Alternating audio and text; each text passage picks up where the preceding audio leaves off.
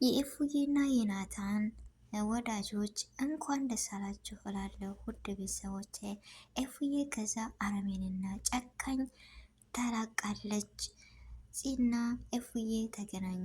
የተገናኙበት ምክንያት ምንድን ነው?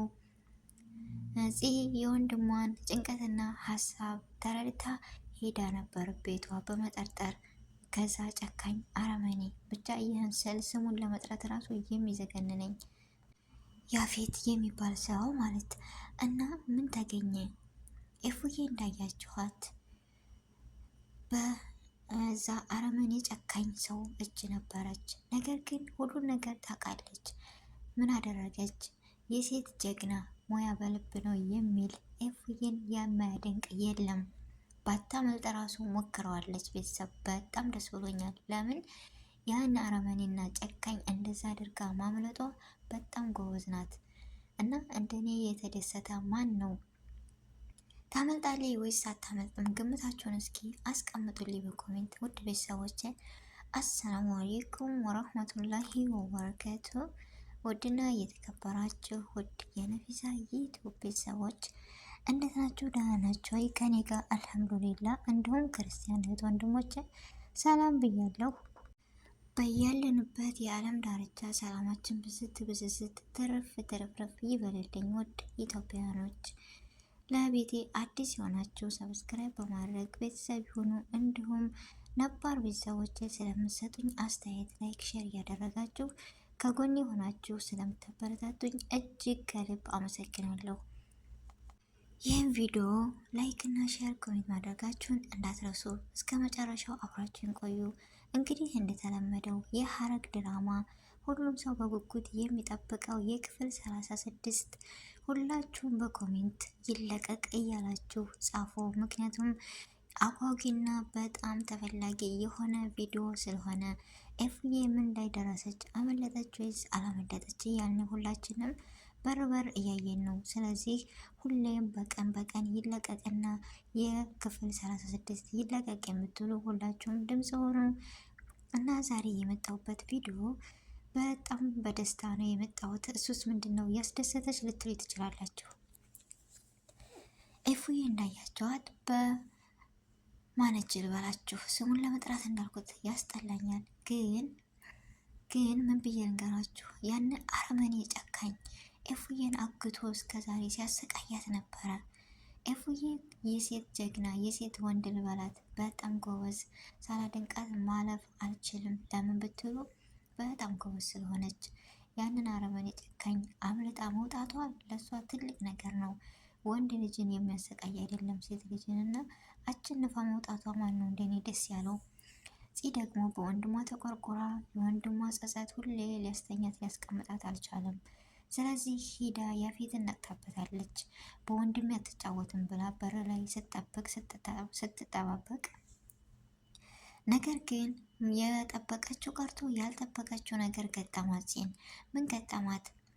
ኢፉዬ ያንን አረመኔ ምንድነው ስሙ ወቅታ ስትወጣ እንደዚሁ በኩርሲ መታ ምናምን ስታመልጥ ፂ ደግሞ በር ላይ ስትጠባበቅ ተገናኙ። ስትገናኙ ስታያት ኢፉዬ ነች። ፂም ኢፉ ማለት በመጣራት ወደ እሷ ስታመልጥ ኢፉዬ ደግሞ ቆማ ወንድሟን መቼም አሳልፋ አትሰጥም በማለት ጠበቀቻት። ምንድነው ነገሩ ሲባባሉ፣ ነገር ግን ወንድምሽ አደጋ ላይ ነው ያለው፣ ስለዚህ ይህን ቦታ ቶሎ ብለን እናምልጥና ሁሉንም ነገር እነግርሻለሁ እንደውልለት እያሉ ቪዲዮ ተቋርጧል። ስለዚህ ያመልጣሉ ወይስ አያመልጡም? ፂስ አብራ ትታገታለች ወይስ አትታገትም? እስኪ ግምታችሁን አስቀምጡልኝ ውድ ቤተሰቦቼ። እንደኔ ኢፉዬና ፂ አምልጠው ናታንን አግኝተውት ከዛ ሁሉ መከራና ስቃይ ቢያልፉ ወይም ቢወጡ በጣም ደስታዬ ነው፣ ምኞቴም ይህ ነውና።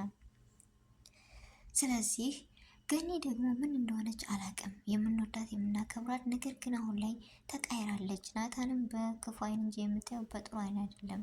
ስለዚህ ገኒ ደግሞ እንደ በፊቷ ብትመለስ ደስ ይለናል። ናታኒው ሁሉ ስቃይ የሚያየው ለጨረቃው ሲል መሆኑን አልገባትም። ገኒ ለምን መሆን የለበትም እና ፂና ኤፋታ አምልጠው ናታንን ያገኙት ይሆን ወይስ አያገኙም? ያመልጣሉ ወይስ የቤት ዘበኛ ይይዛቸዋል? ሁላችንም በጭንቅ ላይ ነን። ስለዚህ የሁላችንም ድምፅ መሰማት አለበት። ክፍል 36 ይለቀቅ በሉ ሁላችሁም። እኔ ራሱ በጉጉት እየጠበቅኩ ነው። ስለዚህ ፈጥነን እናደርሳለን። ሁላችሁም በጉጉት እንደምጠብቁ ስለምናውቅ የሐረግ ድራማ በጣም አሪፍና በጣም አስተማሪ ትልቅ ነገር ወይም ቁም ነገር አዘል ስለሆነ ሁላችንም እንከታተለዋል። ሁላችንም በጉጉት እንጠብቀዋል። ስለዚህ ክፍል 36 ይለቀቅ ብላችሁ ሁላችሁም በኮሜንት አሳውቁን ውድ ቤተሰቦች። እና ኤፉዬ ይህ ሁሉ መከራ አልፎባት የሂሩትስ ሂሩት ምንድን ላይ ነው የምኮነው? ሉሊት እንዳለ ስትሰማ ምን ሊጨካታል?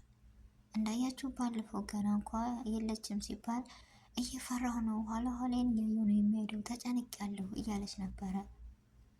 ነገር ግን አሁን አመለጠች። ያንን አረመኔ ያፌትን ደብድባ መለጠች ሲባል የሉሊት ሀሳብና የሉሊት ወሬ መንተባተብ፣ መደናገጥ የናፈቀው ማን ነው እንደኔ? እርግጠኛ ነኝ አባባሏ፣ አወራሯ፣ አካሄዷ ነው የሚጠፋት። በዚህ ደግሞ እርግጠኛ ነኝ። ምክንያቱም ኤፍዬ ሁሉ ነገር ታውቃለች። ስለ እሷ ስለ ያፌት የተሰራውን ሁሉ ሚስጥሩ ሁሉ ከእሷ ጋር ስለሆነ እንዲሁም ቤዚና ፂ ተለያዩ ያልኩበት ምክንያት በሀሳብ እንደ በፊቱ አንድ አይደሉም።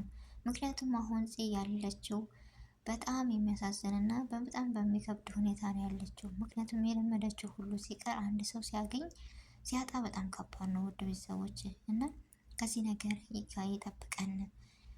ጓደኝነታቸው እንደ በፊቱ አልቀጠለም አይደለ?